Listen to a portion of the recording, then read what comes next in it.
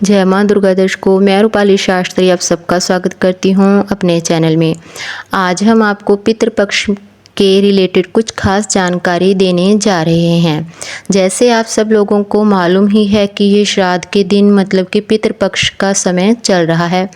पितृपक्ष का यह पावन समय केवल तर्पण और श्राद्ध का अवसर नहीं है, बल्कि यह वह क्षण है जब हम अपने पूर्वजों का स्मरण करते हैं, उनके प्रति आभार व्यक्त करते हैं और उनका आशीर्वाद हमेशा के लिए प्राप्त कर लेते हैं। पितृदेवो भव यानी कि माता पिता और पूर्वज हमारे लिए देवताओं के समान होते हैं। हम इस काल के नियमों का पालन करें और सही विधि से दान पुण्य करें तो पितरों की आत्मा को शांति मिलती है और उनको मोक्ष की प्राप्ति होती है। हमारे परिवार पर सुख समृद्धि हमेशा ही बनी रहती है, उनका आशीर्वाद भी हमें मिलता रहता है। हमें पितृपक्ष में कौन कौन से नियम अपनाने चाहिए, किन किन कामों को करने से बचना चाहिए और कौन कौन से दान करना हमारे जीवन के लिए शुभ माना गया है, ये सब हम आपको आज इस वीडियो में बताने जा रहे हैं। जैसे आप सब लोग जानते ही हैं कि पितृपक्ष को हिंदू धर्म में बहुत ही महत्वपूर्ण माना जाता है। यह 16 दिनों तक चलता है, जहां लोग पूर्वजों की शांति के लिए धार्मिक अनुष्ठान करते हैं। पितृपक्ष में पूर्वजों के नाम से दान पुण्य करना बहुत ही शुभ और लाभकारी माना गया है। पंचांग के अनुसार 7 सितंबर से पितृपक्ष की शुरुआत हो चुकी है।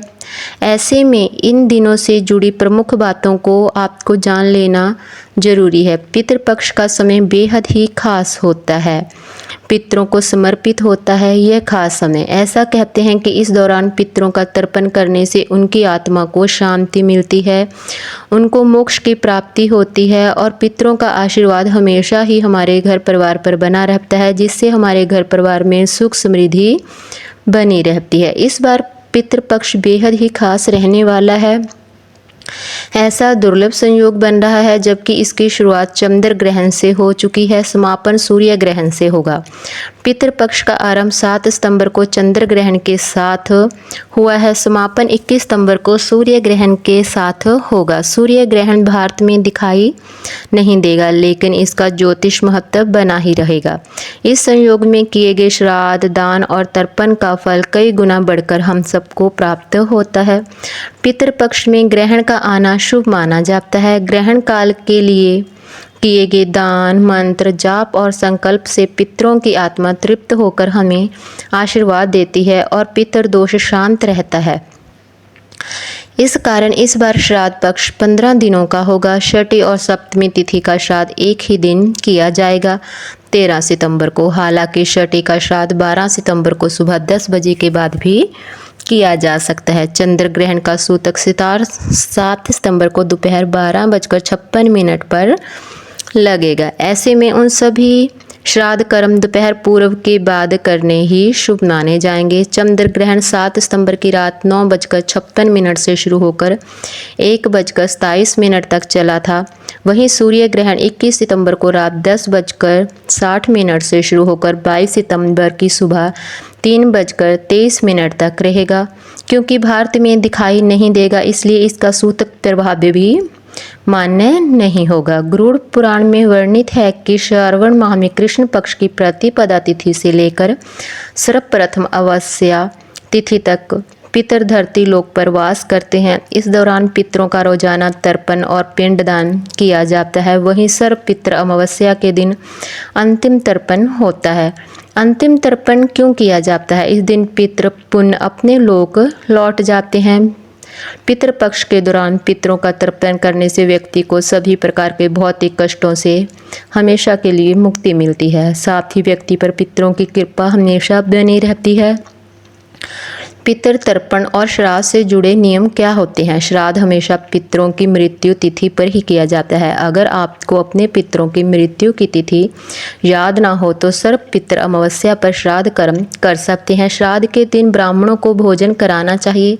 दान दक्षिणा देना बहुत ही महत्वपूर्ण माना जाता है, इससे पितरों की आत्मा को शांति मिलती है। पितृपक्ष में प्रतिदिन जल, तिल और कुशा से पितरों का तर्पण हमें करना चाहिए। तर्पण करते समय उनका नाम लेकर जल अर्पित किया जाता है। इस दौरान घर में हमेशा ही अच्छा और स्वास्थ्यिक भोजन ही बनाना चाहिए और मांस मदिरा का किसी भी तरह से हमें बचना चाहिए। पितृपक्ष में ज़रूरतमंदों को अन्न, वस्त्र और अन्य आवश्यक चीज़ों का दान जरूर करना चाहिए। इससे पितरों की आत्मा को तृप्ति होती है। श्राद्ध कर्म किसी पवित्र स्थान जैसे गंगा घाट आदि पर करना अधिक ही लाभकारी और फलदायी माना गया है। पितृपक्ष के दौरान लोग अपने पूर्वजों की आत्मा की शांति और उनके प्रति सम्मान जाहिर करने के लिए विभिन्न प्रकार के धार्मिक अनुष्ठानों का भी पालन करते हैं।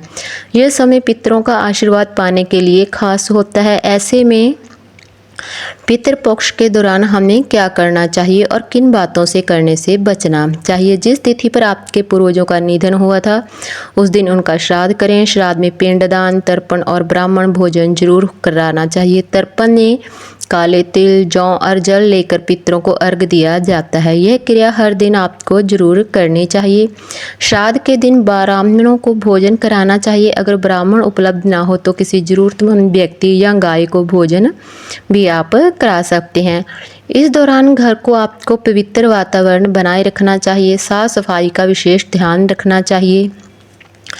पितृपक्ष में आपको नॉन वेज, विशेष रूप से मांस और श्राद्ध का सेवन बिल्कुल नहीं करना चाहिए। इस दौरान विवाह, मुंडन, गृह प्रवेश और नए व्यवसाय की शुरुआत, नए कपड़े या कोई भी शुभ कार्य बिल्कुल नहीं करना चाहिए। पितृपक्ष के 15 दिनों में बाल और नाखून काटना भी वर्जित होता है। नए कपड़े, गहने या अन्य कोई भी नई वस्तुएं खरीदने से भी हमें बचना चाहिए। भोजन में लहसुन और प्याज का उपयोग भी नहीं करना चाहिए। घर में शांति बनाए रखनी चाहिए। किसी से बहस झगड़ा बिल्कुल ना करें। पितरों की कृपा पाना चाहते हैं तो पितृपक्ष के दौरान नियमित रूप से तर्पण करें।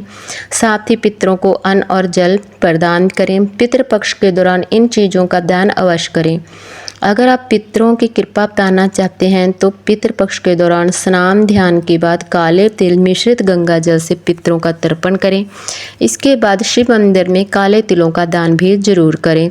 इस उपाय को करने से पितरों की कृपा हमेशा ही आप पर बरसती है।